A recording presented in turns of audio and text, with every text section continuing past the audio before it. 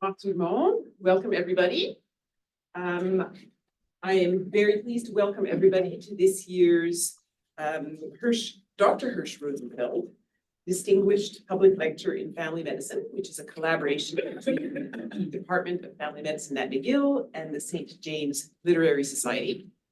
Bonsoir tout le monde. Je vous souhaite la bienvenue à la conférence Dr. Hirsh Rosenfeld en médecine de famille. I am Marian Dove. I am the chair of the Department of Family Medicine and very proud to be here tonight to welcome you all to this lecture. For those of you who don't know, the Department of Family Medicine is a community of primary healthcare professionals, researchers, students, and support staff who are dedicated to delivering effective patient-centered care and to teaching the next generation of medical students and family medicine residents and graduate students. This year is a very special year for us because we are turning 50 in 2025. So stay tuned for more information about our upcoming events next year. Dr. Hirsh Rosenfeld was a family physician in the Department of Family Medicine, and he practiced a while ago in the last century, even before the time that there was Medicare. So he was a physician who actually had to charge his patients, but he was someone who was incredibly supportive and open to taking care of different vulnerable populations. And often he would just let that financial piece go to the side and just take care of people. So it's in that spirit that we are here tonight to think about all the care that we can be giving to a variety of different people who are suffering from pain. So our keynote speaker this evening is Dr. Marc Ware. And his presentation is entitled The Challenge of Pain, Art, Science, and Beyond. So Dr. Ware is a physician and currently serves as the director of the interdisciplinary Allen Edwards Pain Management Unit based at the Montreal General Hospital, which is part of the McGill University Health Center. He's an associate professor of family medicine in this department, and he holds the endowed Allen Edwards Chair in Clinical Pain. He received his medical degree from the University of the West Indies in 1992. And after postgraduate training or residency training in internal medicine and research on the painful crisis of sickle cell disease in Jamaica, he completed an MSc in epidemiology at the London School of Hygiene and Tropical Medicine in 1999. He then moved to Montreal as a research assistant and practiced pain management at the MUHC from 2001 to 2018. Attaining the rank of tenured associate professor at McGill. His primary research interests include evaluating the safety and efficacy of novel approaches to pain management, such as cannabis and music. So we're going to hear a lot of very interesting things from Dr. Ware tonight. But before we go to Dr. Ware, I just want to go briefly to Kevin Journo from the St. James Literary Society to give us a few words of welcome. And those of you who come on an annual basis might remember Samuel Brownman from the St. James Literary Society, who was often here. Unfortunately, he is in hospital listener, so he's not able to be with us. And I'm going to see, Marie, are we able to connect to Kevin? Yeah, I've just pinned him. Hello. Hello, Kevin. Okay, so I'm here. Thank you, Dr. Marian Dove. I am Kevin Journo, president of the St. James Literary Society, and welcome to tonight's lecture. Since 1898, the St. James Literary Society has been bringing speaking engagements like this one tonight, and I'm proud to present this collaboration between the McGill Department of Family Medicine and the St. James Literary Society with Dr. Marc Ware. If you enjoy this event, consider joining the St. James Literary Society for our other upcoming events. Thank you and enjoy the evening. Oh, wow. Thank you very much. Let's see what they say. Now, I'm stuck because now I think I have to go back to something. Kennedy, help. I gave you a link. Where'd you get this? I don't know. I just won't touch it. I'm gonna Oh, let we're people. not on the mic. No.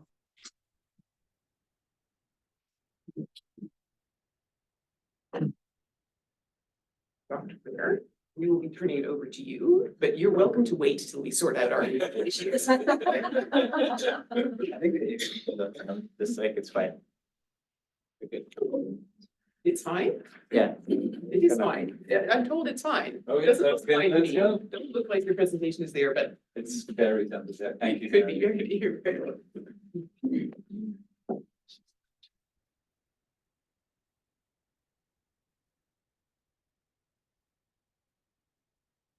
Perfect.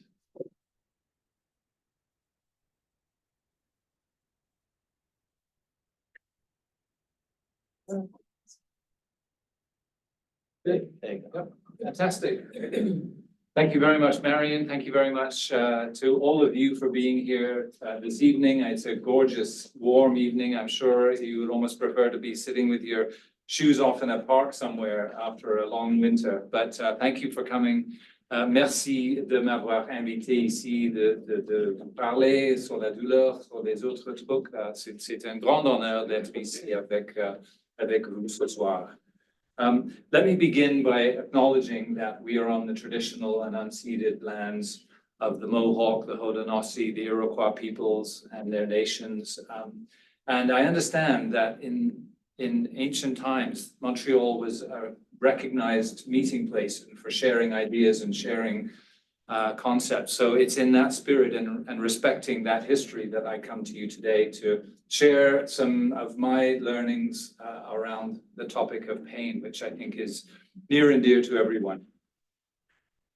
So my thanks to the Hirsh Rosenfeld Foundation for their support of these sessions. I look back and saw the list of previous speakers, and it really is an honored company to keep some very well-known and well-recognized speakers. So I'm truly honored to be now listed among those speakers. And so thank you to the Rosenfeld Foundation.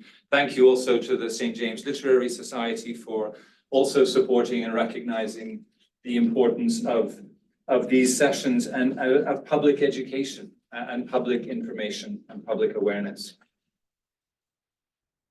So in the spirit of the St. James Literary Society, I thought I would start with a literary quote. And we turn back 100 years to Virginia Woolf. And I quote, "English, which can express the thoughts of Hamlet and the tragedy of Lear, has no words for the shiver and the headache.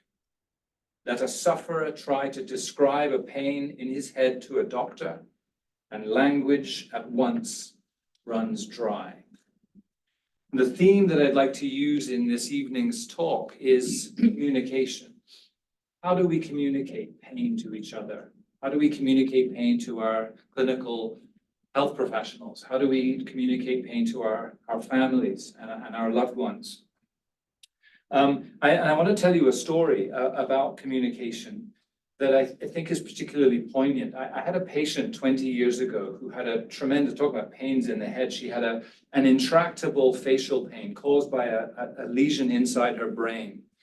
And we were working hard for, I'm going to say years. This is going back 20 years. We worked together for years trying to get treatments for this pain. She tried every single tool that we had, from medications to surgery to injections. Literally everything we had. And I remember at one point we were sitting together across the desk, and we'd literally run out of options. And the director of the clinic at that time, Dr. Yoram Shear, was inspired by the idea of letting patients talk to medical students about pain and what it was like to live with pain. And I said to this patient, "Leslie, are you willing to come and talk about your experience with pain to our group of medical students?" And she agreed. We talked a little bit about it. She was, obviously it's a big deal to talk to students about pain, and it's a very personal journey. But she then went on to realize that her pain now had some form of meaning, some kind of value. She was able to teach people what pain was like. And medical students understood, and they were phenomenally well received, these sessions. She went on to become a patient partner for pain research projects. She continues to be a patient partner for major research projects at McGill.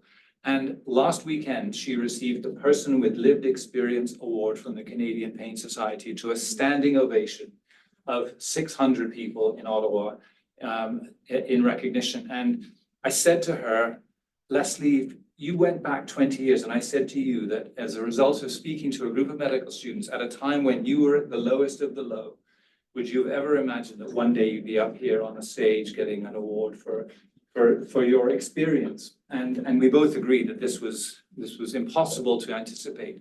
But I tell you the story because sometimes when you share that story of pain, you don't know where it's going to go. You don't know how that story is going to land. You don't know who's listening. And so in that spirit, I want us to continue to work on ways that we can talk about, share, and communicate what pain is and what it means. It's an interesting thing, pain, because we all know what it's like. Every single one of us has had pain of some sort since we were tiny tots.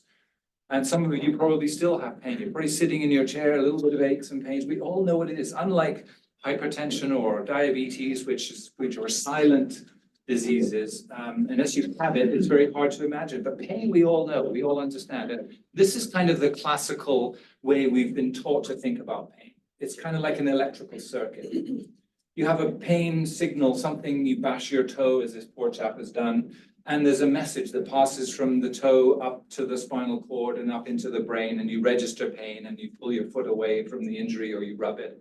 And there's a motor control that withdraws. And that classical electrical system is how we've been thinking of pain for several hundred years. It's a very linear pathway. Pain in the finger, up to the brain, ouch, and so on. And we have actually tremendous tools for this kind of pain. You can block that signal with anti-inflammatory creams at the source. You can block it with anti-inflammatory injections. Think of going to the dentist when you have a tooth extraction. Very effective numbing, totally numbs the area. You can pull the tooth out and you don't feel a thing. Brilliant way of cutting that nerve cycle or breaking that impulse. We can put medicines into the spinal cord, epidurals for pregnancy and childbirth. Remarkable breakthroughs in controlling and managing pain so that procedures like that can be well tolerated. And there are some spinal cord stimulators. Our team of anesthesiologists at the pain center can put needles into just about anywhere and block those nerve signals.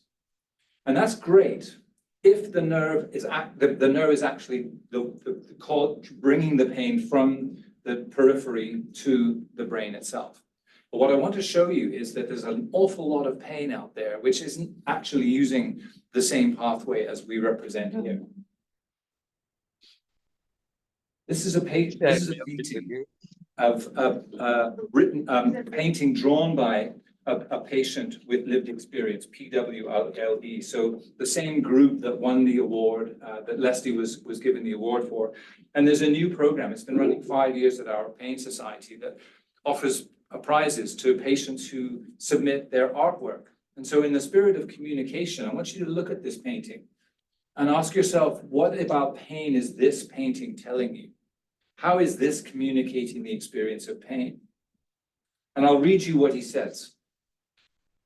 Pain hinders our ability to pay attention to the things that matter. When I feel pain, I'm often anxious, desperately looking for a place to escape or withdraw. On other days, I'm bold and motivated to carry on despite the fatigue and the stress. It's easy to see the bigger picture when experiencing acute pain and stresses because we know it will go away soon. However, many people in the world today are in pain over and over again. Each painful experience becomes a barrier for people to live a full and enjoyable life.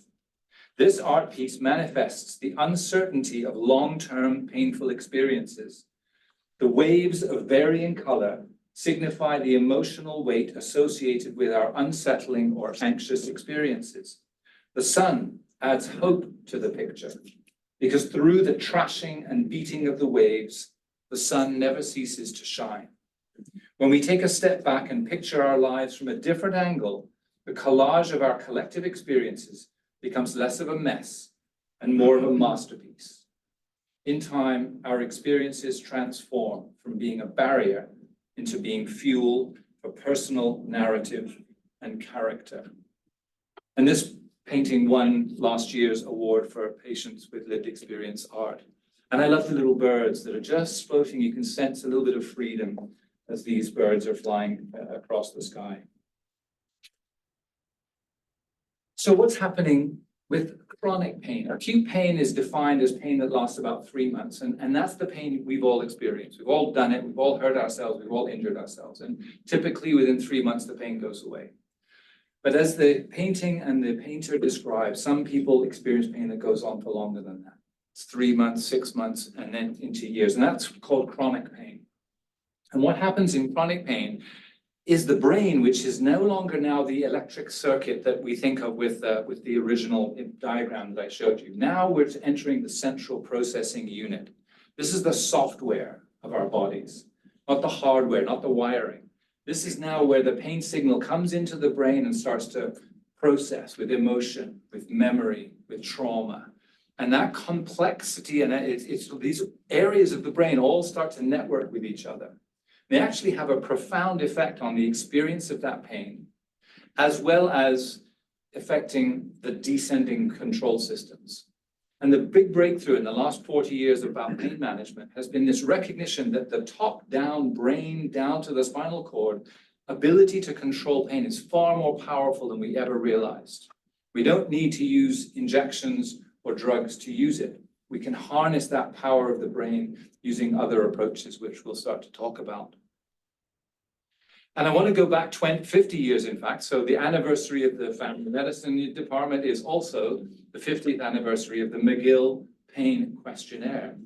And Ronald Melzack, who is a pain psychologist, did some remarkable work 50 years ago.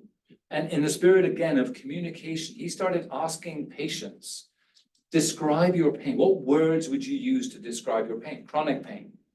And you may be able to see, this is from the original manuscript, but you can see words like flickering, quivering, pulsing, throbbing, beating, and pounding. Words like hot, burning, scalding, searing, sickening, suffocating.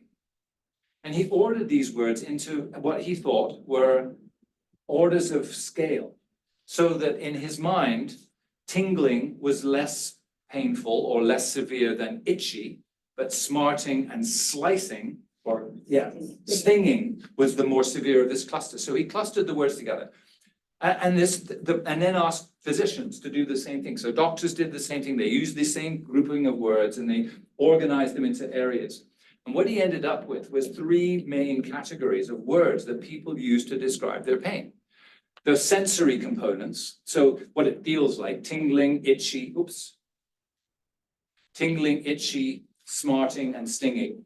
And these were the patients ranking the words on a scale from 1 to 5. So 5 was the most severe, 1 was the least severe. So these all clustered up somewhere around 2, but physicians did the same thing, and they actually ordered them into very similar ranks. So when you get a list of words and you asked, is this one more severe than the other one? It actually ended up looking really very similar. And the words organized into sensory, affective, which is mood. So words that describe pain in the context of a mood. So what's an example of an affective word? Sickening or suffocating pain, fearful, frightful, terrifying. These aren't words that describe the sensory component of pain. These are the mood reactions that you have to pain. And then there was another group, a third cluster, which he called evaluative. And these were words that sort of had an interpretation to them. So annoying, troublesome, miserable, intense, unbearable. And this McGill Pain Questionnaire has been translated into, I have no idea how many languages. It is one of the most widely used pain measurement tools in the world today. And it was all based on that experience of letting patients explain what their pain felt like, using that communication tool. And we've also learned that some of these words fit more with certain kinds of pain than others. We'll come back to this in a minute, but you can actually use the way in which a patient describes pain in the clinic to think, this could be that kind of pain. The words you're describing tell me that this pain sounds like it's one of these. So this language, this communication using words can be a very powerful way of understanding and diagnosing pain. There are 3 main categories of pain that we work on, and the third one is new in the last 2 years. So our scientific knowledge has now improved to the point where we talk about pain in one of these 3 categories. Nociceptive pain is the one that I think most of us know. Nociception means pain signaling, essentially. It means you've detected something painful. And kidney stones, peptic ulcers, arthritis, these are nociceptive. There's something irritating the tissue, which is giving rise to that signal. It's going up the nerves and you're registering a pain. That's nociceptive pain. It responds quite nicely to certain anti-inflammatories and some medications we can use, but it's a certain type of pain. The second type of pain is called neuropathic pain. And this pain doesn't use that same circuit. In fact, what happens with neuropathic pain is the nerves themselves are damaged. And so they give rise to pain all by themselves. There's no trigger. There's nothing stimulating the end of the nerve and sending a message, but the nerve is damaged. It's like having a mouse eat the wire in your cottage wiring. Now the wiring along between the light and the switch is damaged. Diabetes, shingles, multiple sclerosis, stroke. These are all examples of neuropathic pains, and they are described by patients very differently, burning and shooting and stinging kinds of pain.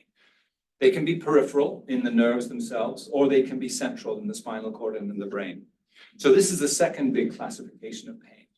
The third classification, and this was published by one of my colleagues, Mary Ann Fitzgerald, who's a rheumatologist, works at the Allen Edwards Pain Management Unit, and her colleagues. And they clustered together a group of pain syndromes that have been defying explanation for years. We've never really been able to understand what these diseases shared in common. Fibromyalgia, interstitial cystitis, there are a range of some of the complex regional pain syndromes. And what characterizes this nociplastic category of pain is a failure of the body's own descending inhibitory control systems. As all of you sit here today, you've got some kind of pain, your bum's getting a bit sore, your knees, your feet, but you have the ability to suppress that message because you want to hear the fascinating talk that I'm giving you. So you're focusing on me and not the pain. But if I stop talking long enough, you'll start to feel fidgety and the pain will come back and it'll remind you that, hey, pay attention, and you'll get up and stretch and walk around and the pain will come back. That descending inhibition, that ability to shut that pain message down is very powerful. We all use it. If you watch the NHL playoffs and you see a guy getting checked into the boards in a hockey game, you realize he sort of lies there and shakes his head and gets up and carries on. Like, that would put me in hospital. Like the 3 months at least I'm out of action. But somehow these players bounce back, they get up, they carry on. Descending inhibition, they can shut because it's more important to them to win that cup than it is to worry about how achy and painy they feel. You see them split their lips open and stitched up and they're back on the end. That's totally descending inhibition. Now that system doesn't work properly. You're not suppressing those messages carefully enough. They become overwhelming. Suddenly everything's hurting. You can't ignore that pain. You can't ignore the joint pains, your muscle pains, the shoulder pains, and it becomes overwhelming. Everything hurts. And they form a sort of a complex form of pain. And this nociplastic pain is the first time that we've been able to characterize these. And it means that there's actually therapeutic breakthroughs. We can now find ways to boost that descending inhibition and strengthen it and give people chances. And here's some medications. So this list should show you, because there's the three categories of pain, sort of yellow, purple, and green. And the treatment considerations are different. We would use a very different approach to treat a nociplastic pain than we would a nociceptive or a neuropathic pain. Anticonvulsants, drugs used to treat seizures, are really good for nociplastic pain and for neuropathic pain. Classic analgesics are, of course, good, where the non-steroidal anti-inflammatories. Look at those. Those are great for nociceptive pain. That's what we all use. Take an Advil for a headache or for a sore toe. But when you get into the nociplastic and neuropathic pains, you're talking about things like anticonvulsants, antidepressants, behavioral interventions. Look at how those are effective across all of them. In some injections, opioids, exercise for nociplastic and for nociceptive pain. So we have a cluster of tools that we can use to treat pain, but they're different depending on the kind of pain you have. So the first thing that we'll do at the Allen Edwards unit, when you refer to us, if you're unlucky enough to find us and need our services, is to figure out which of these kinds of pain you have so that we can tailor the strategy to meet. Now, Marion mentioned that I spent a lot of my career as a researcher studying the painful or the pain relieving properties of cannabis. So I couldn't do a presentation without showing a gratuitous picture of weed, as well as the opium poppy. So humans over centuries have grown with these things like dogs and horses. We've co-evolved with them. They're our friends. We've been using opium and cannabis for thousands of years in various forms as plants to supply us with various different things. And in recent years, we've begun to realize that some of the ingredients that these plants express can be taken and isolated and used. So we have opium, we have morphine, we have fentanyl and various derivatives from the opium poppy, and from cannabis, THC, CBD, products that come from the cannabis plant that can be isolated. I think this picture shows you what, again, talking about 100 years ago, this is what our forefathers and mothers were using to treat them, opioids and cannabis tinctures, taking the plant. We had no idea what was in them, but we were using these as ways to treat pain. Now, the science has evolved a long way since then. And currently, as you probably know, there's a huge sort of political and legal and social interest in how we use opioids for pain. And how do we use cannabis for pain? Does it work? Is it effective? And there's a continuing and ongoing debate. The reality is that for many, many patients, a lot of things don't work. And we use these as tools to try to help and to try and find out if this is something that can help, especially for some certain kinds of pain.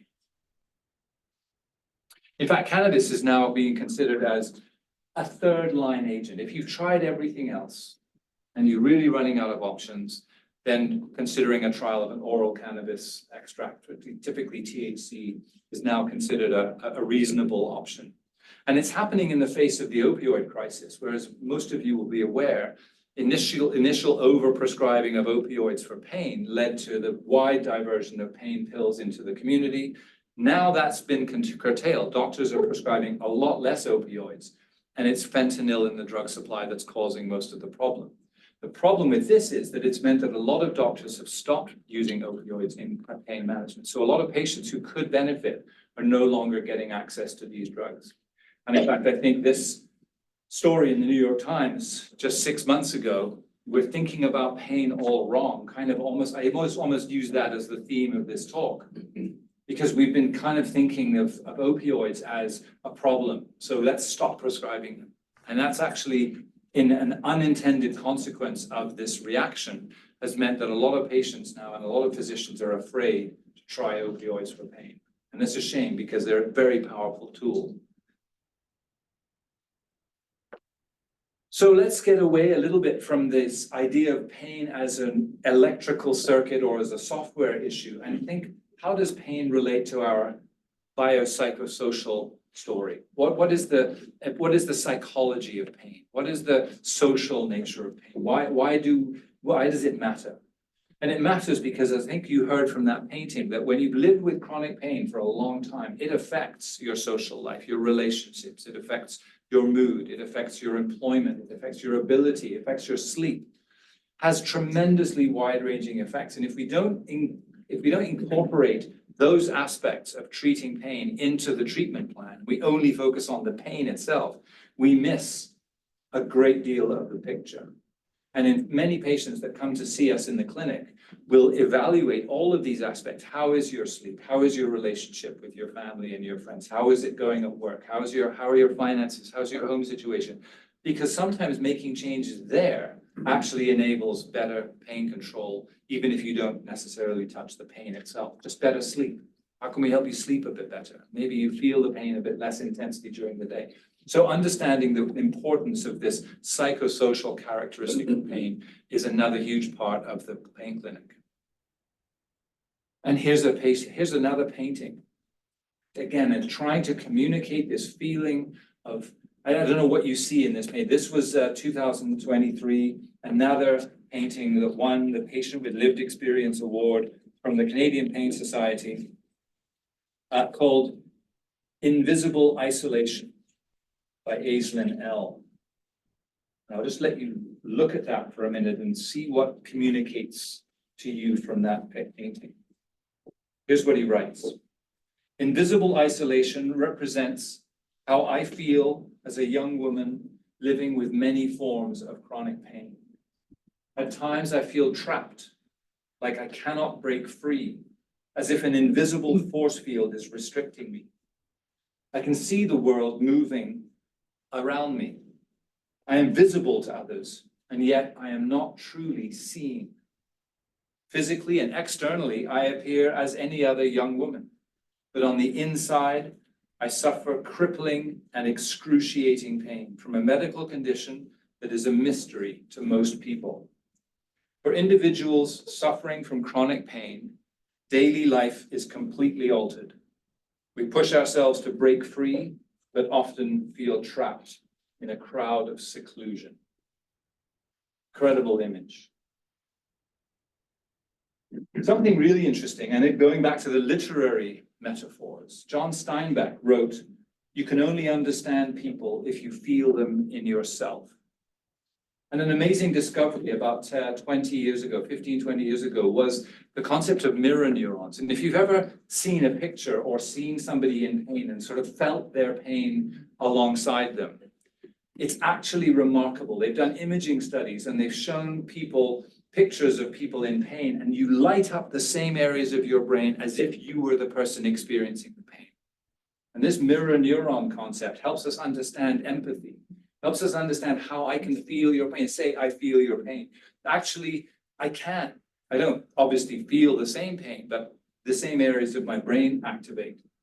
And harnessing this empathy to form behaviors and compassion that can help understand and feel the suffering that can go along with chronic pain is really, really important. And again, it's part of the teaching that we do with medical students to help them understand what that patient is trying to communicate. So bringing back to treatments, the International Association for the Study of Pain, a global entity that's trying to understand pain better, last year declared 2023 as the year of integrative pain care. And what does that mean, integrative? Probably the word that you might know best is complementary medicine or alternative therapy. The idea of using acupuncture and herbal medicines and other kinds of therapies that aren't part of the classical hospital-based medicine. And they actually recognize now that there may be, their definition is integrated pain care is a temporally coordinated, mechanism-guided, individualized, evidence-based integration of multiple pain treatments. So this is kind of looking forward now. Where is pain headed? It's going to end up looking at not just injections and pills and treatments, but alternative therapies, other forms of therapy that can be integrated into the patient's care plan and used to try to find things that can help that pain be a little bit less painful. And an example of this is the World Health, this is January of this year, 2024, the World Health Organization put out a guideline for the treatment of low back pain, probably the most common form of pain in the world. Most common reason for going to see a family physician for low back pain. And these are some of the guidelines, and you're not going to be able to see these exactly, but I'd like to point to a couple of key things. It's a shame I can't, if I can step a little closer. The top one here, the green circles, are the things that are recommended. And in red are things that are not recommended. This is, if you search WHO low back pain guidelines, you find it easily online. Structured and standardized education and advice as part of care. So not treating them, just informing, educating, teaching people what it is. Why do I have this back pain? Education is a huge one. Here's another one, lumbar braces, red circle. You know those things you buy, tie around your waist for back pain? Not a good plan.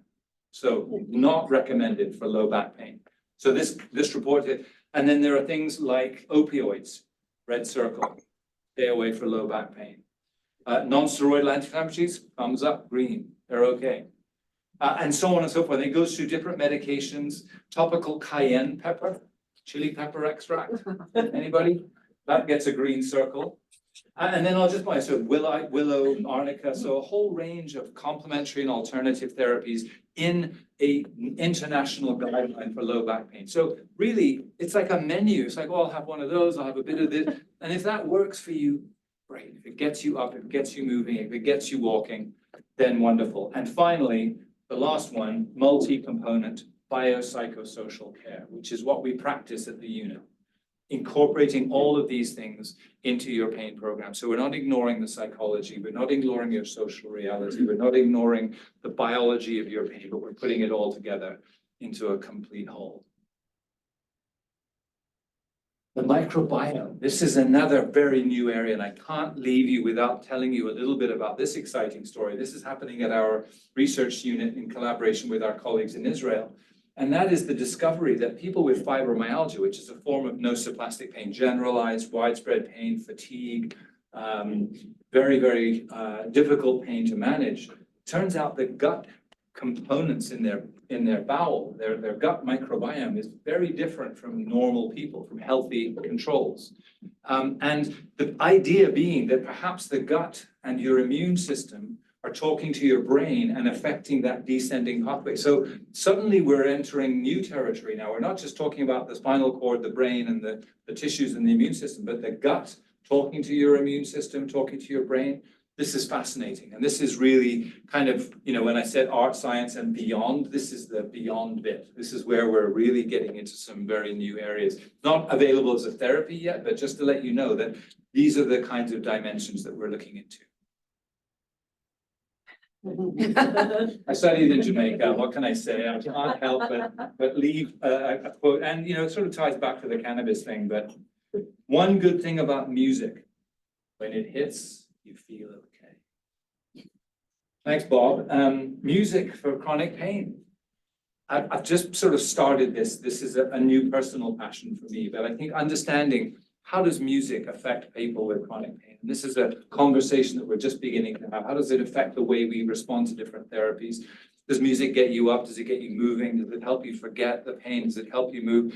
There's evidence very strongly suggesting, and this is a meta-analysis. So when you see this little triangle well over to the left of the line, favoring music as a therapy. So I'm really interested in trying to incorporate music into our armamentarium of therapeutic options for people with chronic pain. Last picture of the evening, lives with chronic or lives with chronic pain. I'm just going to leave you with this one. Sandra Woods is actually a Montreal artist. She's giving an exhibit here in Montreal. If you search for her, sandrawoods.ca. And I love this painting. There's the poor patient with pain in red. And when she describes this painting, she says, look at the other little birds around her. They're looking away, all except one that is looking at the patient. And she writes in her description of this painting, be that one bird that looks at the patient with pain. Don't turn away. Don't ignore us. Look at us, see us, and understand us. That's our website. These are some patient self-management strategies that if you are somebody that lives with pain, these are some fantastic tools. Gérer ma douleur en français, Power Over Pain portal. These are put together by people who live with pain, for people who live with pain. And if you are interested, checking out those sites may give you some more insight into what pain is and some strategies that other patients can help you understand and learn with. And with that, thank you very much indeed.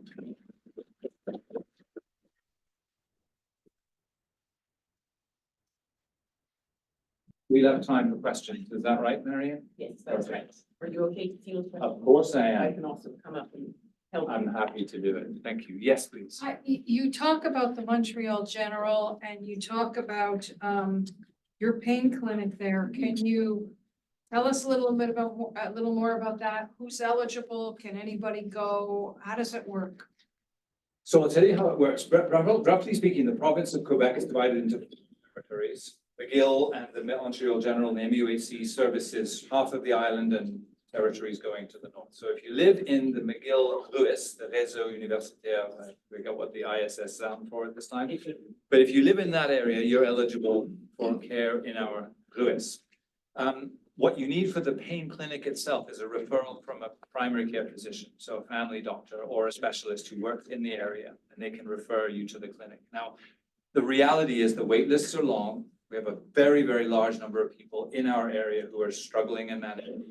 The ministry is trying to put together a strategy so that you can sort of go from primary care to local resources and gradually work your way up. But this ladder of care isn't yet in place. So the quick answer to your question is a referral from a family physician to the Alan Edwards Pain Management Unit.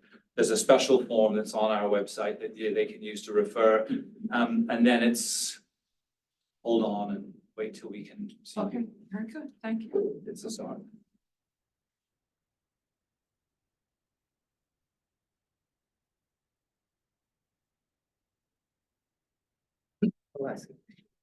There we go. We went long enough. Somebody has to say that. Yeah, please, sir. Yeah, one of your slides, you had administering cannabis as the final step. Why don't you make it like the first step? That's a very good before- question. Why isn't it a first line therapy? Well, I think the quick answer to that is evidence. So we practice pain medicine very much guided by how strong the evidence is that like that low back pain guideline from the world. The green circles are things that have good evidence that suggest that they work for low back pain. With cannabis, the struggle has been getting that evidence, and that's what I spent a lot of my career trying to establish. And the evidence exists, but it's not very strong. So it's not strong enough to put it over the top of certain therapies like antidepressants, anticonvulsants for neuropathic pain. Very good evidence for those. So those are the first line. Interestingly, the second line therapy, opioids. And we're now in a position where we're rethinking that. So some of our evidence of harm is stronger for opioids than it is for cannabinoids, for cannabis-based drugs. I'm not talking about smoking joints, but actually extracting the cannabinoids and taking it as an oil or as a capsule. And that's now being rethought. So while it exists now as a third line, so once you've tried opioids and those haven't worked, then, you know, sort of the bets are off and you can try cannabinoids. There is now currently thinking that before you try opioids, you should try. So maybe in a year or two, we'll start to recommend it as a second line, but it's not quite strong enough. It's not as strong an analgesic to be recommended as the first thing to go to. I have a degenerative disc disease and scoliosis, among others. And the doctor recently recommended a number of opioids to me. And quite frankly, I'm afraid to take them. Do you know the names of various opioids and that are currently being prescribed? And I know the good they do, but what about the dangers they have? Yeah, so I mean, obviously, I know the names of most of the opioids I think that are out there, but the challenge that I have, ma'am, is it's very hard for me to make recommendations to you. In a setting like this, I understand that you're struggling, but to make a recommendation about which one or which names or what to do, that's a conversation that you need to have. Your family physician or your specialist, whoever is treating you, is recommending. You're right to be concerned, educate yourself, understand what the risks are, but work with your physician to ensure that it's helping, that it's not harming, and that you're improving your function and it's making you. I'm afraid of ending up with another problem, which is addiction. Which is fair, but a lot of patients who take opioids for the right reasons don't end up with a substance use disorder. It can be taken safely. It has to be screened carefully, it has to be used carefully. Not gonna lie, it's not a trick, it's not without its challenges, but as I said, for some patients, opioids are a reasonable option. And again, without commenting on your individual case, sounds like you've. Another question is about acupuncture, massage, that sort of thing. Anything there? Sure, I mean, they're being evaluated and the evidence is emerging and they're being considered as options for a wide range of different Any conditions. prefer Prefer for what, for what pain, what depends what condition you have. So for muscle pains and muscle spasms, acupuncture appears, the needling the muscle appears to be quite effective. But you need a specialized acupuncturist, somebody who's registered and who's qualified, because you don't want dirty needles, you don't want some, you know, backdoor thing, you want. Right, so there's an order of acupuncture du Quebec, so you go and find the right acupuncturists that are licensed and accredited, and there's a pathway there. Thank you. I think you have a question online. Yes, Mark, I'm not sure if you're aware, there are 105 people online. Wonderful. So there are a few questions that have come up in the chat, and there's also a hand up from the people online, and there's also another question here in the room. So the first question online is, why is exercise not indicated as a treatment option for neuropathic pain? I read otherwise, so I'm curious. Yeah, it's a good question. So there's two possible answers to that, and I can't give you the detail. One is that it probably has never been studied for neuropathic pain. So for certain neuropathic pain conditions like diabetic neuropathy and shingles, there are effective therapies that probably have been superseded any existing, like we're looking at exercise. That said, I'm not sure that I would ever stop anybody from using exercise as a therapy for pain. Something that gets you moving, that gets you walking. It has tremendously good effects on well-being and on feeling less stressed by pain and being able to sleep better. So I wouldn't say that it's not recommended. It probably just hasn't been formally studied and hasn't made it into guidelines.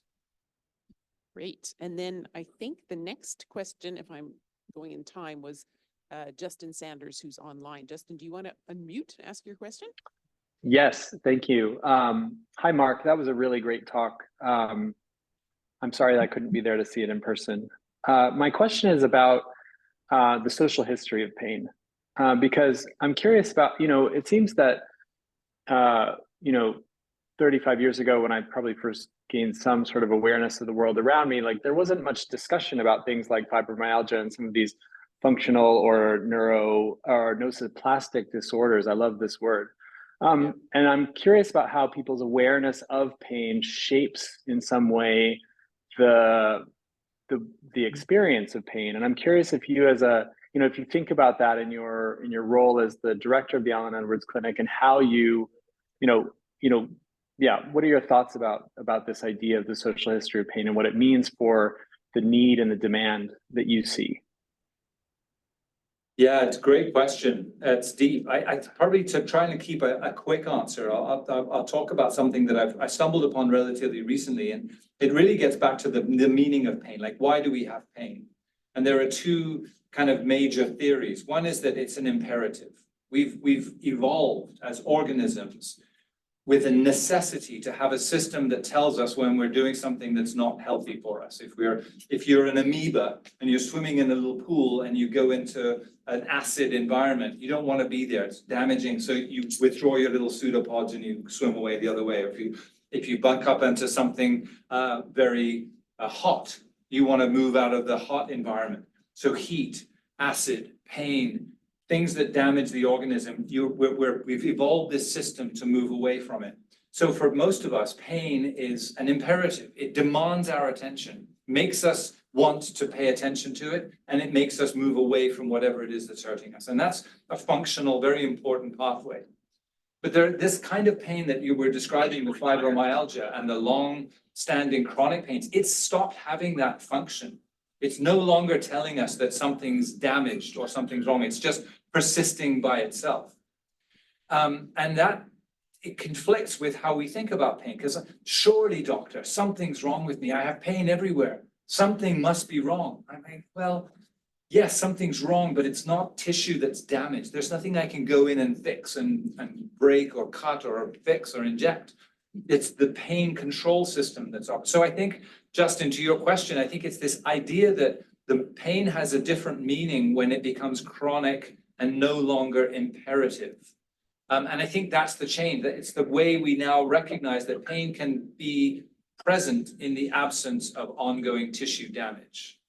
And that is a really hard thing for those of us who wake up in pain every day and think, surely something's wrong.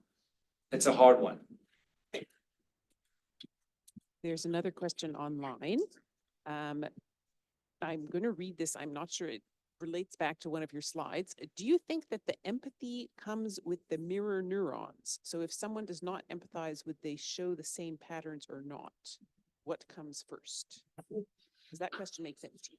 Because I'm not sure I understand. I'm not sure. I think I think if you feel somebody's pain, if I see, I mean, there's some colleagues of mine like to, I don't like it because it sort of triggers people, but they show a picture of, somebody running and they've tripped and their, leg is broken like this. Oh, and everybody sees the picture and goes, oh. I'm like, okay, you've all lit up the areas of the brain that person's lighting up there.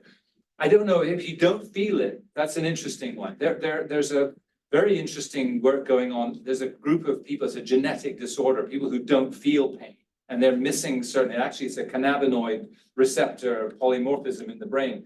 So it's an interesting thing, but people that don't feel pain. So maybe if you don't feel that empathy reaction, you have a congenital insensitivity to pain. I doubt it, but for most of us, it's a fairly normal reaction to feel when somebody is injured.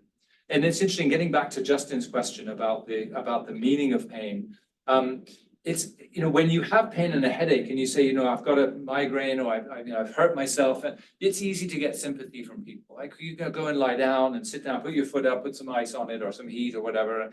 That's acute pain. It demands a response, not just from us, but from people around us. We can communicate it easily. Oh, I tripped and hurt. I feel that.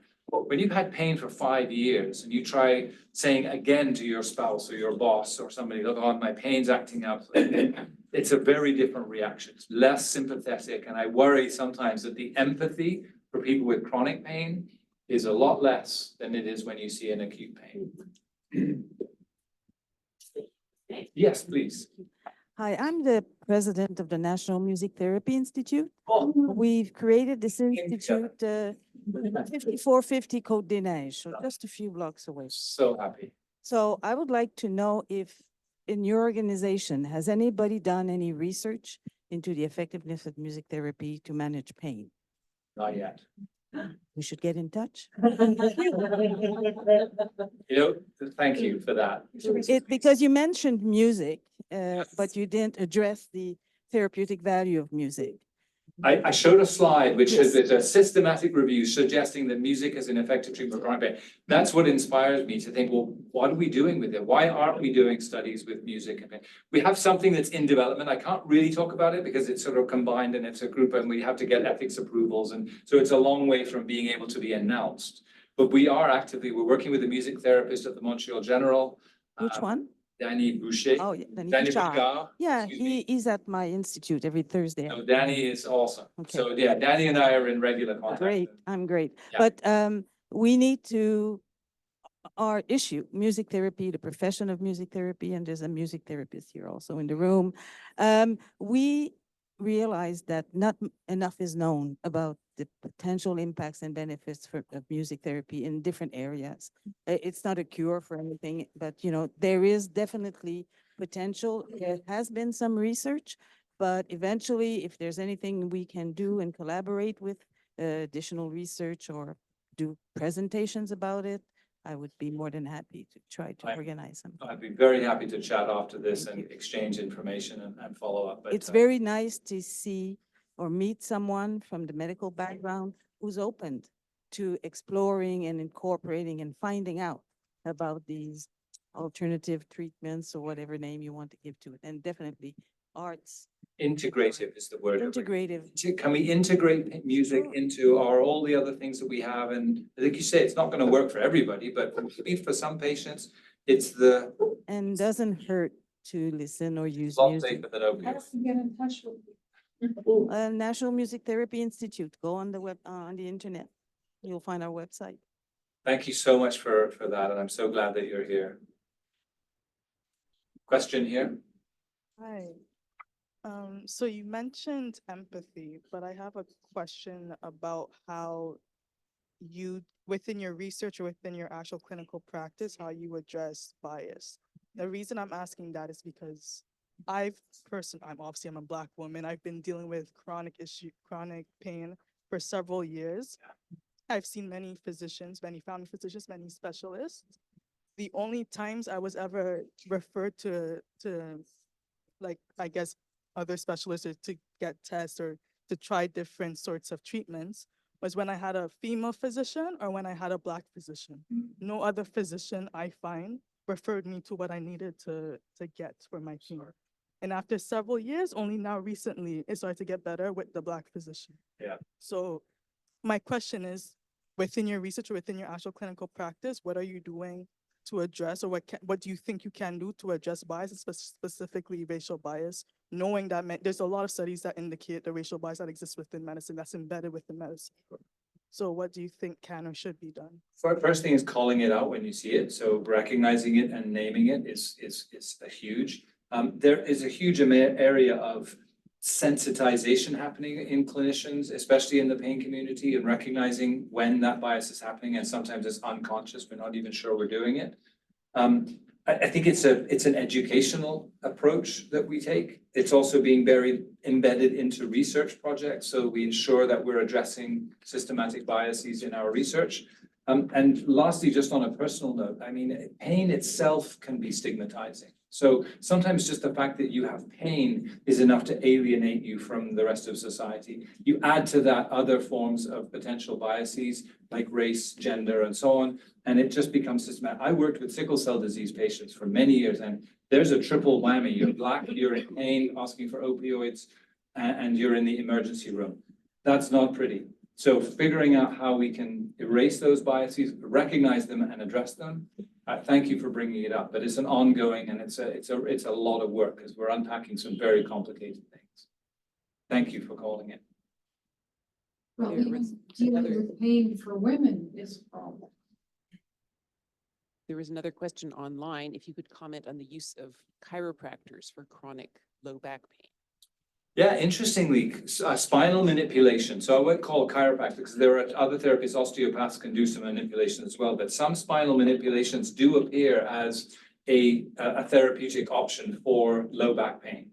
I think it's less clear for neck pain, and the spinal manipulations and the neck cracking, I think is also got some risks that are associated with it. So they tend to be less recommended, but the low back pain, chiropractic and osteopathic manipulations appear to be reasonably good options for, at least for most basic chronic low back pain patients.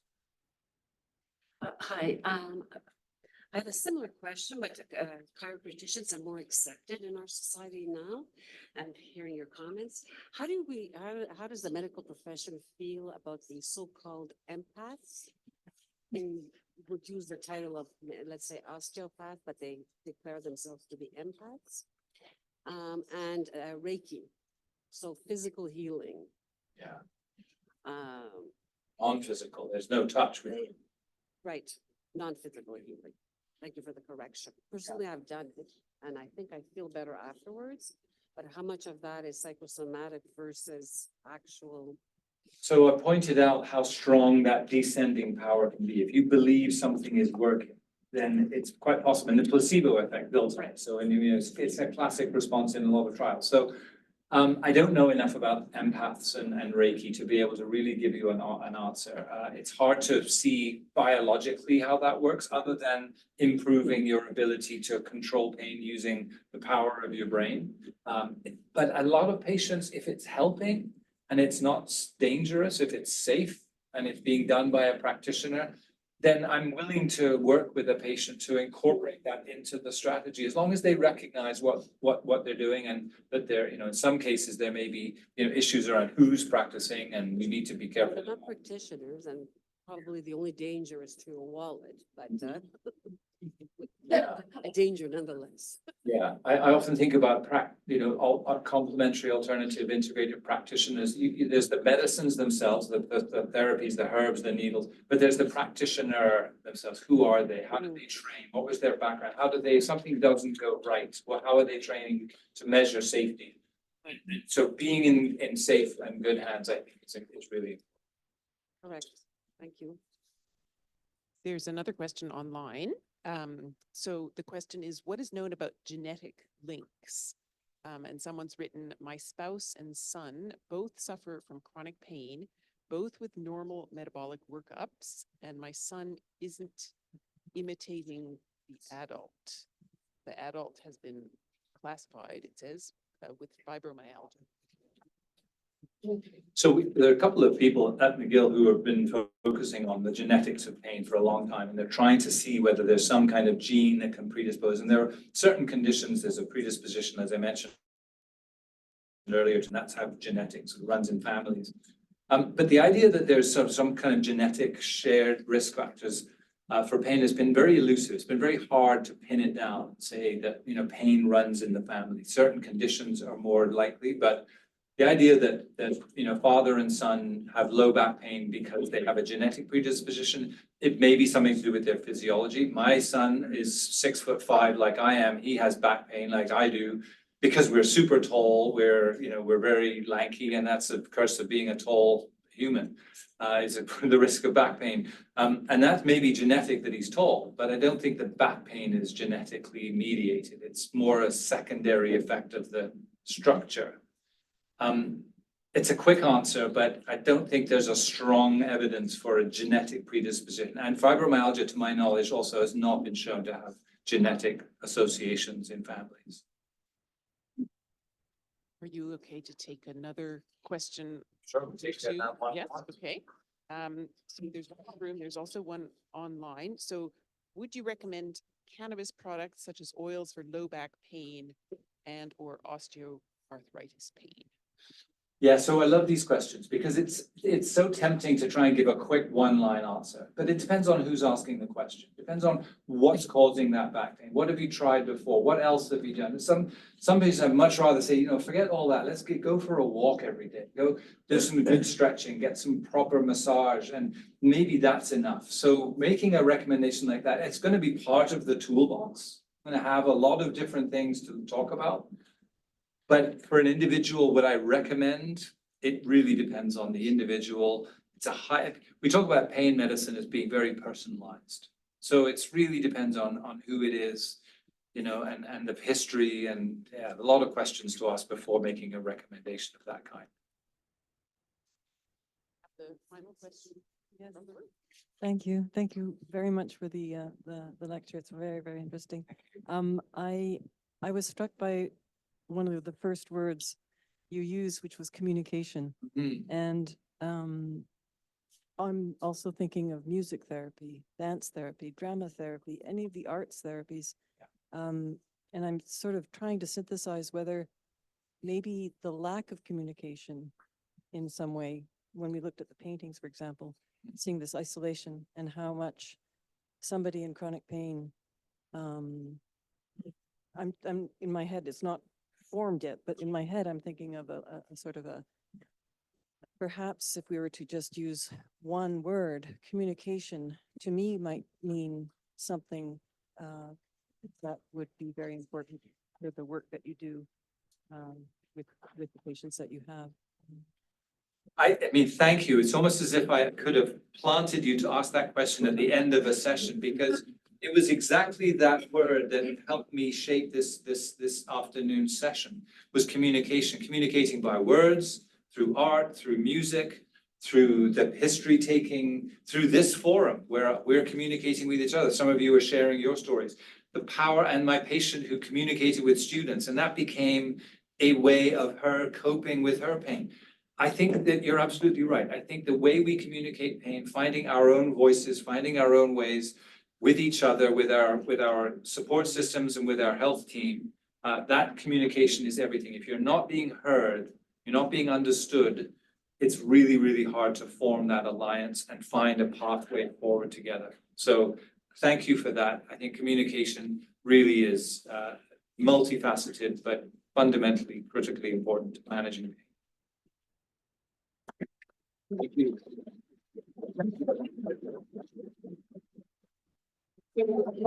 You didn't mention my favorite way of coping with pain. Chocolate. Oh.